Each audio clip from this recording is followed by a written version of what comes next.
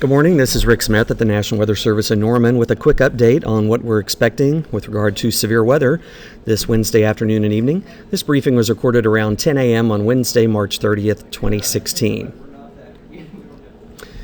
The severe weather risk today will be primarily over parts of central and eastern Oklahoma.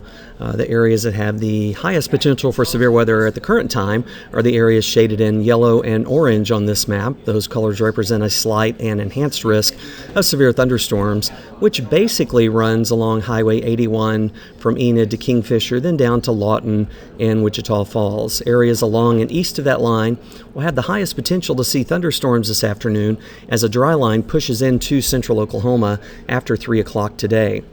The most intense thunderstorms will be capable of producing large damaging hail, maybe up to tennis ball size, winds of 70 to 80 miles an hour, and there is some tornado potential with the storms that develop this afternoon along and east of the dry line.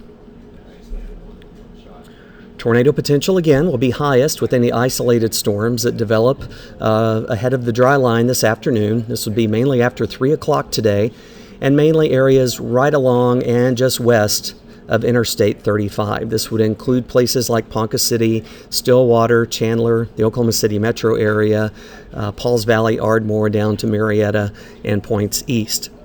Not everybody in this area is obviously going to see tornadoes, and the tornado potential is not certain. We're not certain to see tornadoes, but we do need to be on guard that we could see, with the most intense thunderstorms, there could be a tornado or two this afternoon. So just stay alert and be prepared for that. When do we expect thunderstorms to happen? Well, the most likely time for severe thunderstorms this afternoon would be again after 2 or 3 o'clock. In the light blue shaded area over parts of western and central Oklahoma, storms could develop as early as 2 or 3 o'clock, and then they're going to be moving across the area and moving into the darker shaded blue colored regions after 5 o'clock.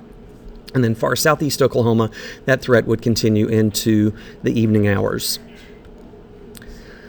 It's that time of year, and it's a good time to just think about your severe weather safety plans, know how you will get warnings and information this afternoon and evening if warnings are required, and think about right now what you would do if a tornado or severe thunderstorm threatened you. Do you have a place to take shelter? Do you have an emergency supply kit? And does your family know what to do? We are geared up and ready for severe weather here at the National Weather Service office in Norman. We hope you are too.